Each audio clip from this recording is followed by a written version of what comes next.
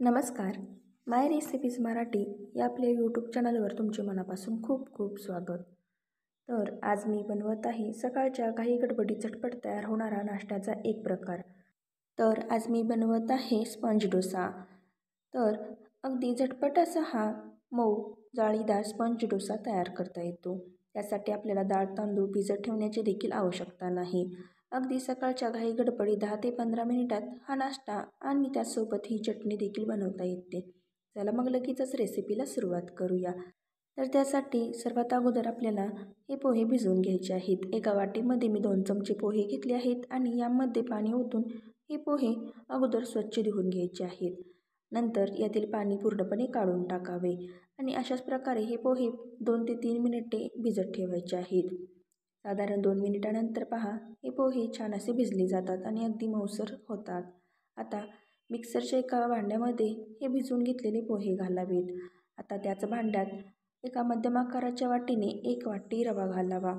नंतर यामध्ये सेम त्याच वाटीने पाऊण वाटी ताजे दही घालावे.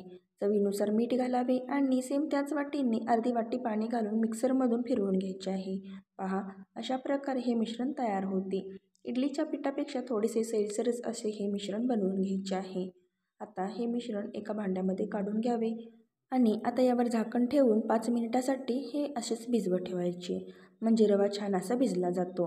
तोपर्यंत इथे आपण यासोबत खाण्यासाठी ओल्या नारळाची चटणी बनवत आहोत.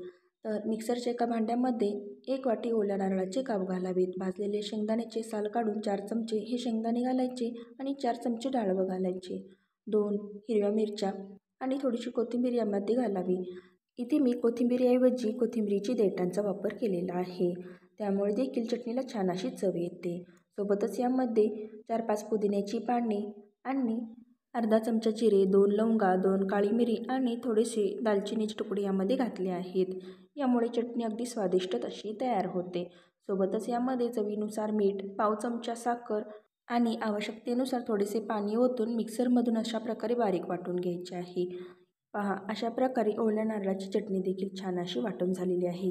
ती देखील एका दुसऱ्या भांड्यामध्ये काढून घेऊया. आता या चटणीला तडका देण्यासाठी तडका पॅनमध्ये मी चमचाभर तेल गरम करून घेतले होते.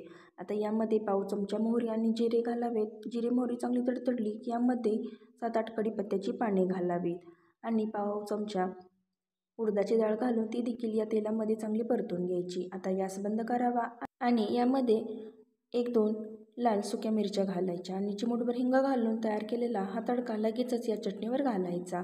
आता हा तडका लगेचच या चटणीमध्ये व्यवस्थित मिक्स करून घ्यायचा. चमच्याने पहा अशा प्रकारे इथे मी हा तडका या चटणीमध्ये मिक्स करून घेते आहे. तर अशा प्रकारे ही चटणी देखील आपली तयार झालेली आहे.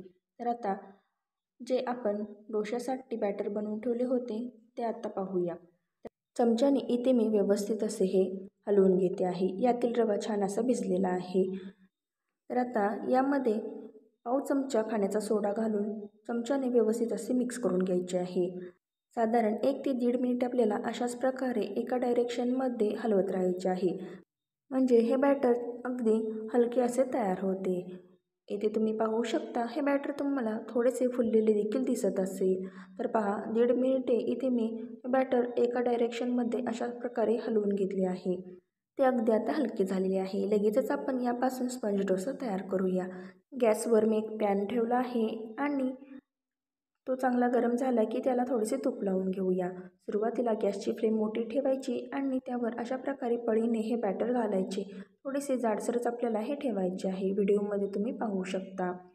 तव्यावर बॅटर घालताच पहा अशा प्रकारे या डोश्याला छान अशी जाळी देखील पडू लागलेली आहे. आता लगेचच गॅसची फ्लेम अगदी लो ठेवायची. यावर झाकण ठेवून अर्धा मिनिटे खालच्या बाजूने व्यवस्थित असे भाजून घ्यायचे. अर्धा मिनिट झाला की त्यावरील झाकण काढायचे आणि कलत्याने अलगदपणे हा डोसा तव्यापासून काढून घ्यायचा. पाहू शकता खालच्या बाजूने देखील छान असा सोनेरी रंग आलेला आहे आणि वरतून अगदी छान अशी जाळी देखील या डोश्याला पडलेली आहे. मऊ जाळीदार स्पंजी असा हा डोसा तयार झालेला आहे. अशाच प्रकारे बाकीचे डोसे देखील बनवून घ्यायचे आहेत. व्हिडिओमध्ये इथे तुम्ही पाहू शकता. दुसरा देखील डोसा मी अशाच प्रकारे बनवून घेतलेला आहे. तो देखील पहा अगदी अलगदपणे तव्यापासून सुटलेला आहे आणि याला देखील छान अशी जाळी पडलेली आहे. वरच्या बाजूने अगदी मऊ लुसलुशीत जाळीदार आणि स्पॉन्जी असा आणि खालच्या बाजूने अगदी सोनेरी रंगावर हा डोसा छान असा भाजून घेतलेला आहे. एकाच बाजूने आपल्याला हा डोसा भाजून घ्यायचा आहे. अगदी मऊ लुसलुशीत जाळीदार स्पॉन्जी असा डोसा फक्त 15 मिनिटात आपण सकाळच्या नाश्त्यासाठी बनवू शकतो. सोबतच ओल्या नारळाची चटणी. तर तुम्हाला आजची रेसिपी आवडली असेल तर लाईक आणि शेअर करा. चॅनलवर नवीन असाल तर सबस्क्राईब करायला विसरू नका. धन्यवाद.